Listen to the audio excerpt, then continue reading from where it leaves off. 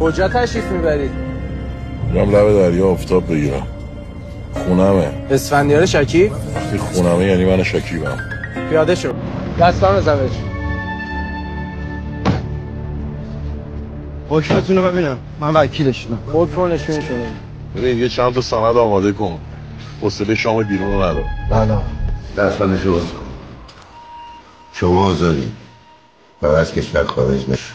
چشم. شاید از اینجا بری بیرون بری شما بخندی، ولی این حرف منو تهدید تلقی کن. از اینجا که رفتی بیرون حواست به همه جات باشه که دست از پا خطا نکنی، چون حواسم بهت هست آقای اسفندیار شکیب.